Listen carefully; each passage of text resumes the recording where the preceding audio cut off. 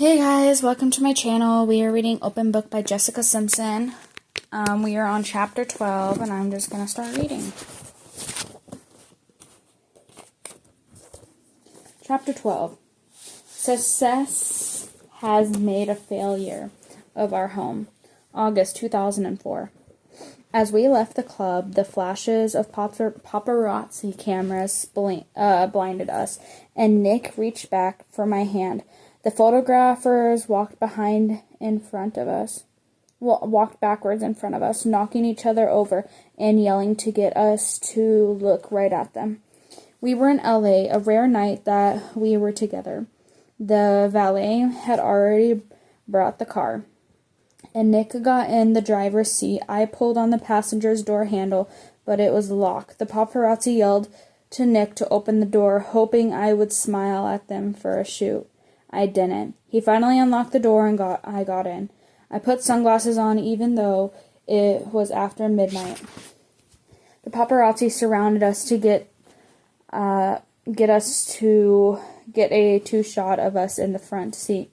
Then about half scrambled to their cars to follow us.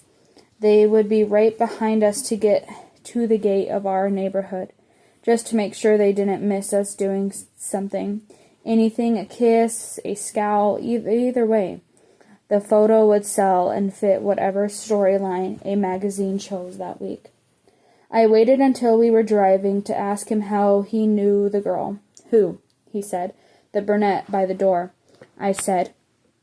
She worked at the club, one of many that let us right to drink for free, knowing they'd get an item in the tabloids that advertised their place to customers who would pay more to get in. If they knew celebrities would be there, girls always smiled at Nick right in front of me. Groupies would always be groupies, but there were something different about the way he just looked at her. You gave her that nod, I said, like you knew her. I nodded, he said. Jesus, Jess. Cue the cycle. I would accuse him of having a wandering eye, and he would rip into me, making sure I knew I was the one causing the problem in our marriage. Everything was my fault. In the real way, I agreed. There was something Nick wanted from me that I no longer had, an emptiness I could fill. Neither could he. I would freeze in conflict, which I knew now was something that started with my abuse. My anxiety kicks in, and I can't get words out. I would have the words, but I would weigh and measure each one in my mind. But they stayed there because I went silent. Each argument would quickly become one-sided. His defense was an offense, and his words cut me deep. We were not one of those couples that screamed at each other, let whatever fly out of our mouths, and then make mad, passionate love. No, we would yell at each other, and then he would go out of town and not answer his phone. Vegas or Miami with his boys, or he would just stay out late to teach me a lesson. He would have a group of guys who used him to get into places and enjoy VIP treatment at strip clubs and bars. He liked the scene, and I thought it was gross. There were times I tried to be sexy like that for him, and even jumped out of a cake for his 30th birthday party in an outfit that I thought was burlesque cute, but was really just sad. If I dressed like those women, I thought maybe you'll look at me. But he barely looked at me anymore, period, and I had newlyweds to remind me how much had changed. They still ran our wedding and the opener. That moment when he sees his bride for the first time, he gasps. And all the ladies at home say, I wish my man looked at me that way. It reminded people that there had been real love between us. Trust me, if he had still looked at me like that, all my resentment would have melted away. We were in the place where we loved each other fine, but we just didn't like each other. I could feel him trying to like me, but everything I did seem to annoy him. Divorce was not an option for me, if only out of the obligation of my vows. I had made a promise in front of God and all of our loved ones. I couldn't imagine telling people I wanted a divorce. For generations, my family passed down a marriage guide that only had one tip: hang in there. I was afraid of letting everyone down. We both were. So many couples had told us we were just like them. What would it mean for them if we couldn't make it? We got to the gate of our neighborhood, and the paparazzi relented. Nick was still muttering at me, but I was somewhere else, withdrawing again, which I knew he hated, but I couldn't help it. He parked in the garage, and I closed the car door softly. I withheld even a satisfaction he'd felt if I slammed the door like a child. Instead, I was just a ghost returning to her haunted little mansion. Without looking back at Nick behind me, I entered the house that I'd never thought of as mine. I'd moved in and immediately treated it like an hotel where I never quit unpacking without a camera crew buzzing around. People holding up boom mics and lighting.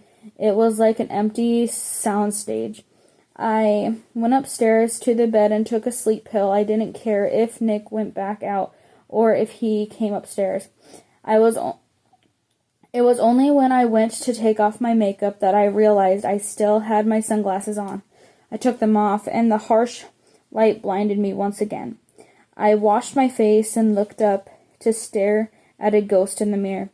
The one thing that brought me joy was work. On a sunny August afternoon, I drove onto the Warner Brothers lot, repeating my line in my head. This was the make-or-break screen test for the Daisy Duke role in the Dukes of Hazzard reboot. The studio had wanted me for the film, but I knew the director, Jay Chandrasekhar, was resistant. He had a strong comedy background and had seen a couple episodes of Newlyweds. I think he thought I was too dumb to play the character as strong as smart as Daisy Duke, but I knew Daisy's heart and I wanted to do her justice. Jay agreed to see my chemistry on film with the Duke brothers already cast, Sean William Scott and John Knoxville. I knew from the cast agent that Mandy Moore and Jessica Biel were going before me that day, and I tried not to let it shake me. I walked in to do the scene, and I saw Johnny. I immediately felt something I didn't understand, something literally attracting him to me. Jessica Simpson, Johnny said. Shaking my head, I reflexively smiled at his voice and gentlemanly southern manners. I didn't expect that from someone who had created the Jackass franchise. He had magnet and just so charming. The screen test was a blur, and when it was over, Jay said, "You're it." "Really?" "It was your smile," he said. "Welcome, Daisy," said Johnny. We would start a 3-month film shoot in early November, which I thought would help get me out of filming Newlyweds for MTV. Nick and I just didn't want to do it anymore. We didn't want to lie to the fans and pretend everything between us was fine. We also knew that even if we tried, we would have a hard time hiding our problems. At the end of August, we had a fight at the after party of the MTV VMAs, and the Talapoids had a new storyline, the Newlyweds Under Pressure. The truth was far worse. I'm starting to feel we can't have cameras on us anymore. I told Nick, our marriage is scary. That was the thing. We were still enough of a team that we could talk about our marriage going downhill, as long as we didn't approach Pacifics. Then we would have to do something about it. MTV held us to our contract and set filming to start on our anniversary. The production team arranged for Nick to take me to the Saddle Peak Lodge in the Malibu Mountains, probably because it had wild game on the menu and they could have me mispronounce emu or something by then.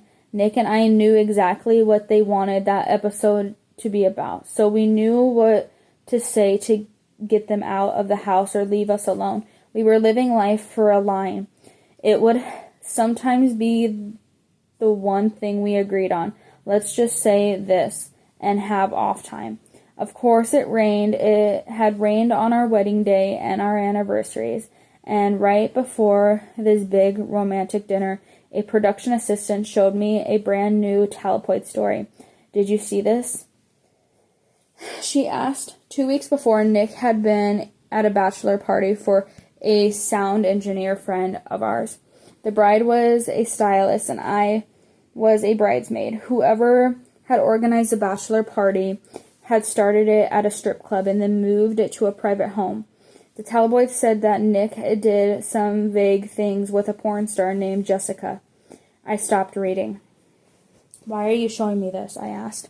The production assistant looked embarrassed. I realized they wanted the reaction on camera. If we can't get them to interact romantically, let's have them fight. Happy anniversary. I then had to sit through this dinner, another weird, quiet meal, where they shut down the whole restaurant to film so nobody could approach us. There were so many Talapoid stories about Nick in strip clubs and talking to girls that I just didn't know what to believe. Did he feel caught in this marriage? He kept putting himself into situations where he could be so easily accused of cheating. It is self-sabotage. And I was supposed to stay home and be Betty Crocker. Nope, I was going to go be Daisy Duke. I was scared to death for my first scene at the Duke's, set in Baton Rouge, but at least Johnny and Sean were there.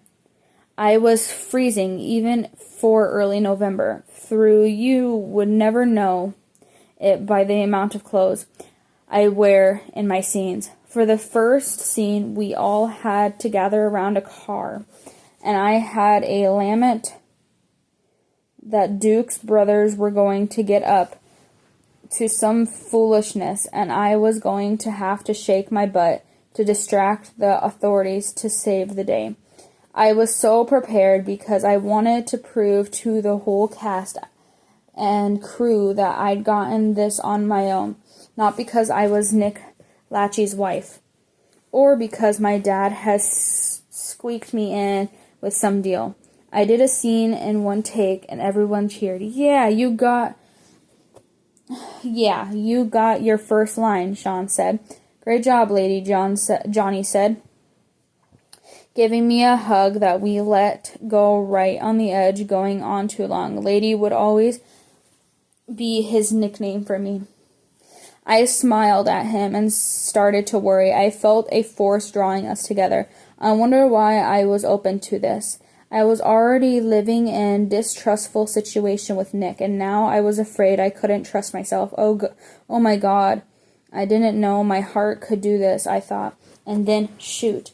At the end of the first day of shooting, I went back to the house the production company had rented for me, a simple 2-story home near the Louisiana State University campus. I had brought along 4 friends from LA to the movie shoot. Casey, 2 girlfriends named Jessica and Mary, and my trainer, Mike Alexander, who was a friend from high school, and my little Matapu, who I had named Daisy, as a sort of a wish I would get that part. I went upstairs to call Nick to share how great my first day went. He seemed distracted when all I wanted was for him to be proud of me, or at least listen to me. Everyone else on the set was happy and proud. Why not my husband? When I asked him how his album was going, he seemed relieved. When I hung up, I heard laughter downstairs. Casey and Jessica were whooping over something. I realized that I had created a sort of a dorm room of friends. My parents hadn't tagged along for once. They were both focused on my younger sister, Ashley, and her new pop career. My father, the label, positioned her as an antithesis of me. She even dyed her blonde hair brown and it was working because she had the talent to back it up. Her deserved success brought her focus to my sisters, so my parents went from being around me constantly to barely. So down in Louisiana on that set, I'd decided to give myself a college experience. I never got into have because I was always working, moving from living under my dad's eye to Nick's. And for the first time I worked was 100% fun. Let's be honest, I wasn't carrying the movie. And it's not like that I had a lot of lines. I could just be Daisy, and I felt my cousin Sarah close to me. She was the southern cool girl, too, in the film. I even wore red boots that the ones Sarah wore. Once I became Daisy, I wanted her to be for the rest of my life. Oh, people underestimate me because of the way I look. How can I use that to my advantage? I felt powerful. But I also had to look the part. I was living on protein, dreaming of chips. I knew I was hired for my body and treated it like an athlete world. Poor Mike had to listen to me whine every day at the little gym we went to. When I did the scene in short shorts or a bikini, and really, those were my scenes. I had a heavy robe to cover me. The second the camera stopped rolling, "Run it over," I'd yelled.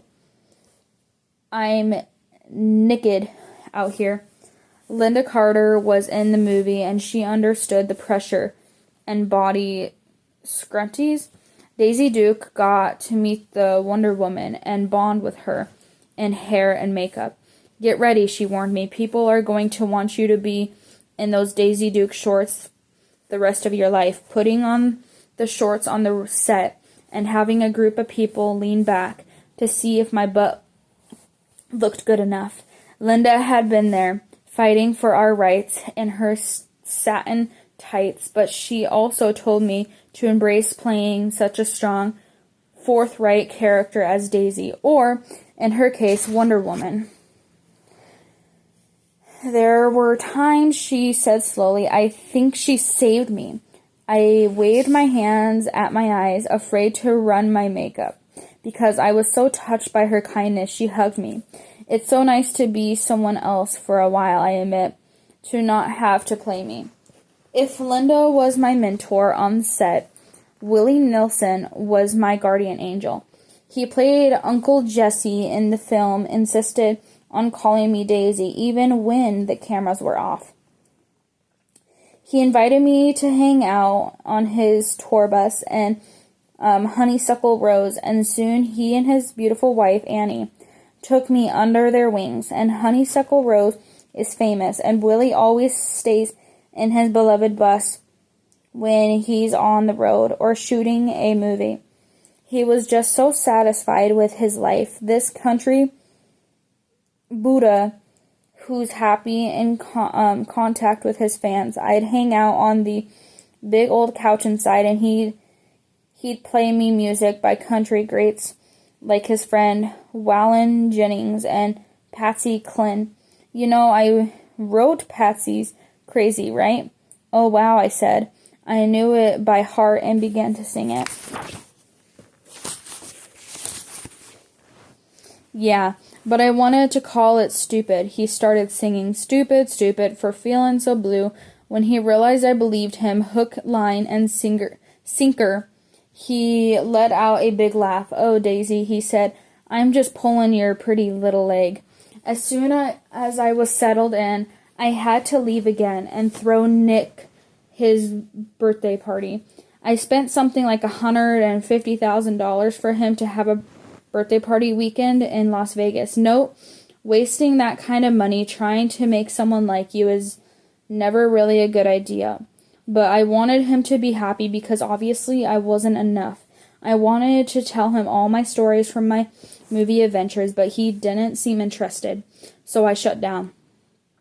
He seemed insecure, and I thought, how do you make all these women swoon while you are the one threatened by me growing up to be the person I wanted to be, an adult? I missed my friends. I missed Johnny, sighed Johnny, the boy from Tennessee, as I coded him in my diary. First off, we were both married, so this wasn't going to get physical.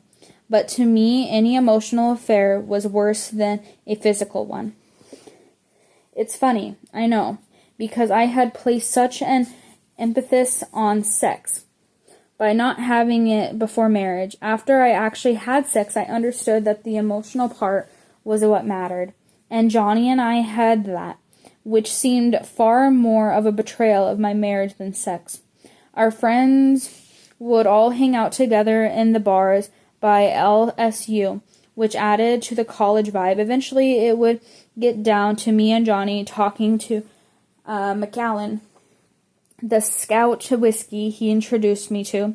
I could talk to him for hours, and his stories brought things to life, surging with the mix of adrenaline and intelligence. 10 years older than me, he spoke of writers who inspired him, like Jack Kerouac and Hunter S. Thompson, and how they brought the spirit of adventure to everything they did.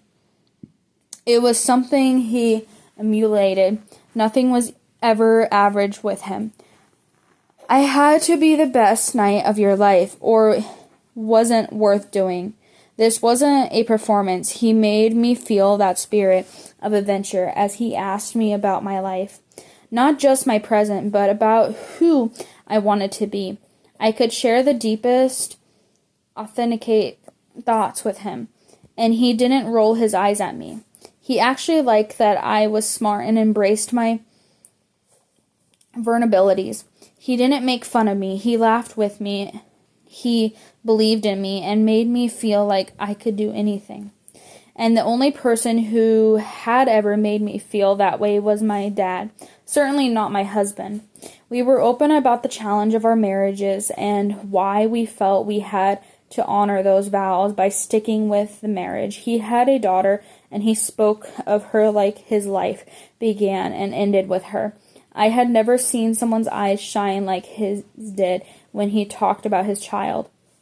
I just feel like I'm going through so many changes, I said to Johnny one night over scotch. It's hard. Nah, changes is easy, he said. Staying the same is a lot harder on you. I lifted the Macallan to toast that, and I held it in the air, lifting it higher to see him through the amber of the drink. Don't be looking at me through whiskey-colored glass, lady, he said. Too late, I said. Let's just promise to be there for one another in our immunitated and enduring times of trouble and thunder. Deal, I said. He always talked like that. I would moon over him to Casey, using the same lofty language. He's saving me, I told Casey.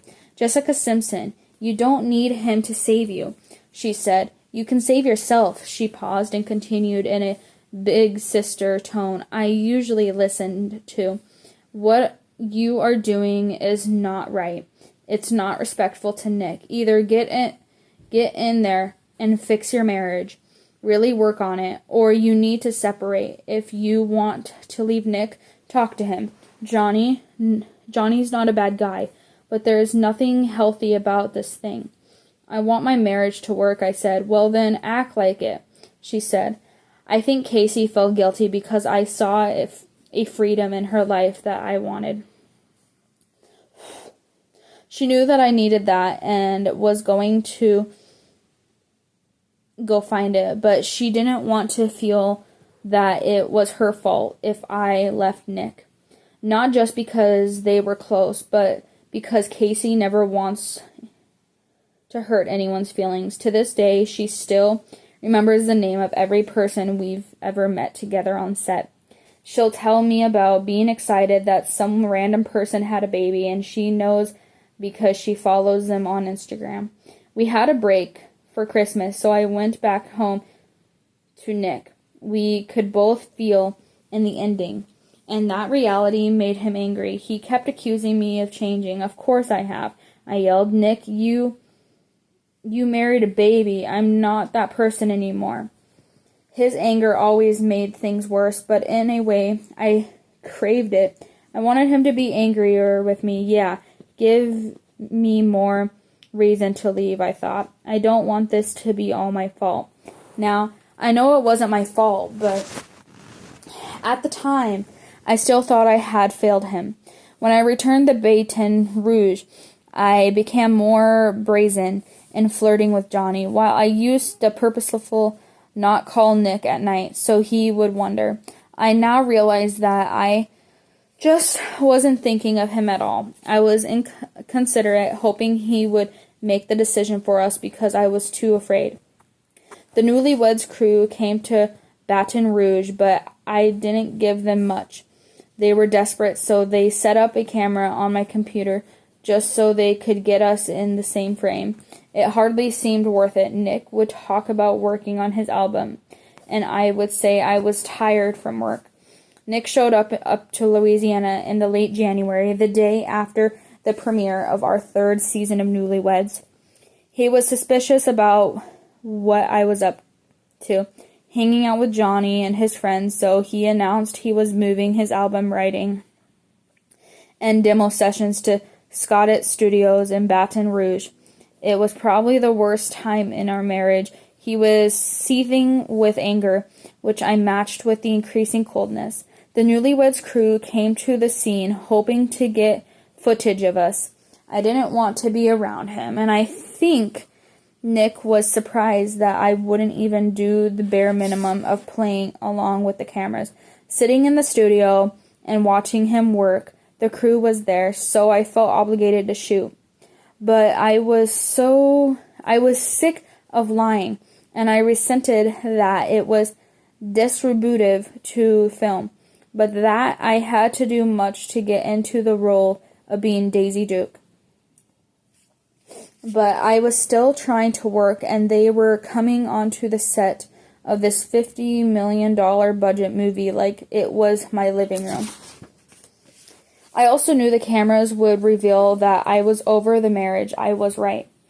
What little they got of us together would quickly devolve.